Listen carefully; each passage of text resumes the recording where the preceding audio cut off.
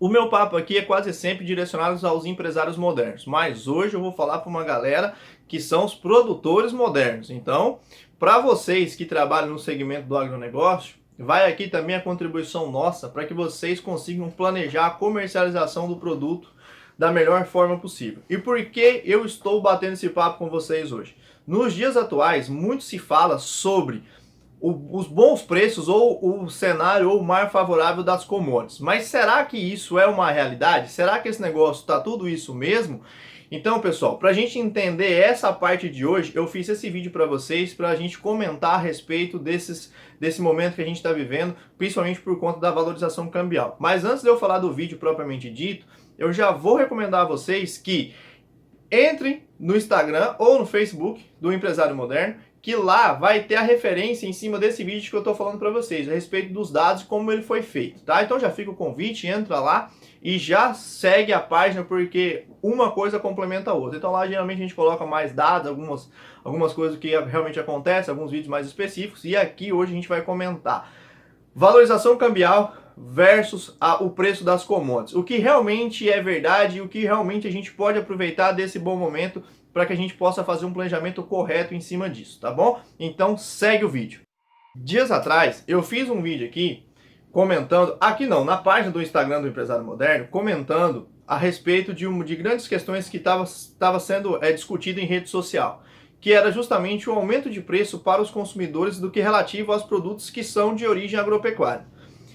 E desde lá eu fiz o vídeo e já tinha discutido que isso é basicamente em função da valorização cambial, ou seja, o preço do dólar sobe, então o cenário era favorável, automaticamente os preços para o consumidor iam subir. Mas e para o produtor? Isso vai se traduzir em lucratividade no final das contas? Então vamos entender isso. Para que isso, quando eu fiz o vídeo, algumas coisas me chamaram a atenção. Então, o que eu resolvi fazer? Eu fui no site do CPEA, e isso hoje, para vocês que trabalham no setor de agronegócio, é um bom lugar para poder se fazer pesquisa. Tem muitas informações a respeito de basicamente todas as principais commodities que se é produzida e exportada a nível de Brasil. Eu peguei as três principais: boi, soja e milho, que está aí presente na maior parte da cadeia produtiva de alimentação. Peguei essas três principais commodities e fiz o comparativo entre 2015 e hoje 2020, o que realmente essas commodities, se elas se valorizaram ou se elas continuaram basicamente a mesma coisa. Quando a gente olha para moedas igual a nossa, o real, por exemplo, a gente tem que sempre lembrar que a gente não é uma moeda tão consolidada assim. Então, a referência global das commodities é dólar. Então, o dólar tem uma oscilação que é pouco menor e é a moeda mais confiável a nível de mundo. Então, todas elas são negociadas a preço de dólar. Então, o que a gente faz? A gente converte o valor de reais para dólar. E aí a gente pega e faz esse comparativo se realmente desse tempo de lá para cá houve uma valorização ou se é apenas uma correção cambial. O próprio CPEA já disponibiliza isso. O que a gente vai fazer é só fazer um comparativo de dólar do período versus realmente essa transformação, essa conversão de real para câmbio, se realmente isso se ficou mais atrativo, se transforma em lucratividade para o produtor, ou se é basicamente um fator de correção ao longo desse período pela valorização do dólar.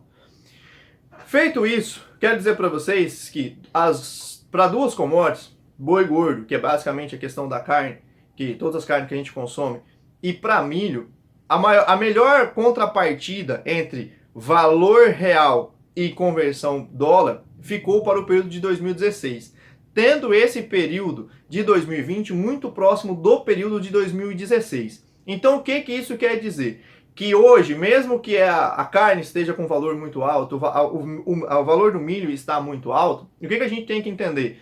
Que isso, né, para essas duas commodities foi apenas uma correção cambial, ou seja, transformamos o que ela valia em reais para dólar e a gente conseguiu converter ao longo desse período se realmente essas duas coisas se parearam ou não.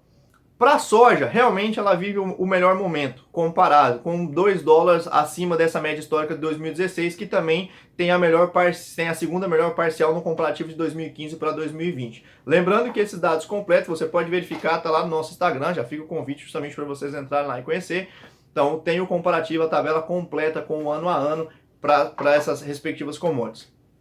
Então o que a gente pode entender desses últimos 5 anos? A soja realmente vive seu melhor momento, com 2 dólares acima da melhor média, que é 2016, mas lembrando que 2016 também foi um ano muito favorável para para a soja da mesma maneira.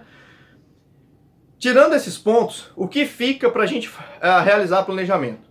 Cuidado. Ou então, assim, hoje está muito sendo discutido, tem um boom, tá? Muitas pessoas ficam falando, nossa, legal, nunca a gente teve um bom momento, muita gente fazendo contrato de futuro antecipado, só que a gente tem que entender que toda essa cadeia produtiva, ela também é baseada em dólar.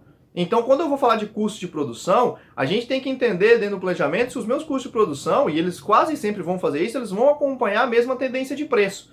Então, ou seja, você vai ver um faturamento mais elevado, mas você também vai ver um aumento do custo acompanhando mais ou menos essa mesma curva aí de crescimento no valor real da commodity.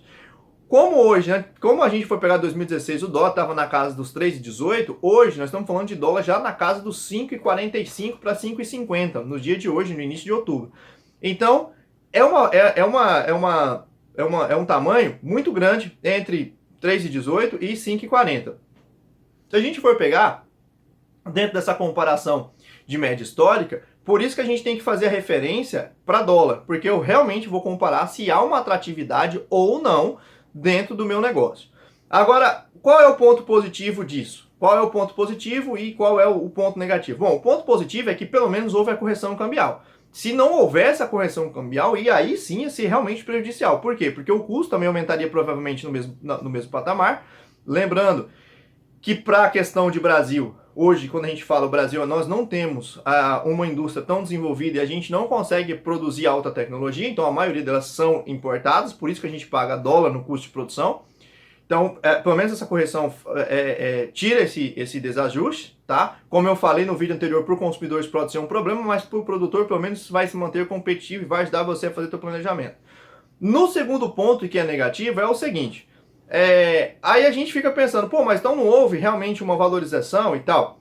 Pessoal, quando a gente fala de valorização da commodity, em tese, se realmente houvesse uma valorização, é o seguinte, é que o meu produto se tornou valorizado frente ao mercado. Então, quando o produto se torna valorizado, automaticamente as pessoas pagam mais por eles.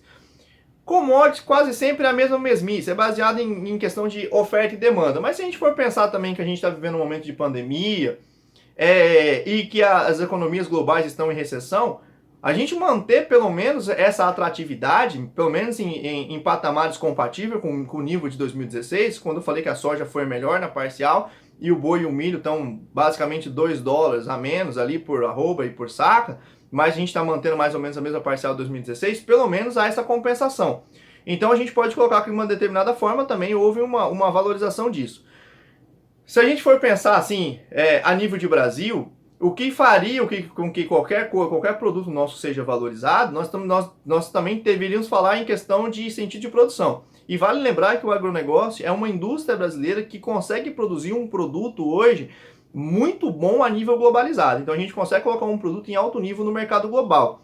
Mas se hoje se está exportando muito, se tem uma alta, igual eu falei assim, existe uma conjuntura muito grande e com certeza não é só um fator isolado, mas a valorização cambial, ou seja, a troca de real para dólar, como hoje ela se tornou bem maior, para quem compra nossos produtos, nós tornamos um mercado muito atrativo.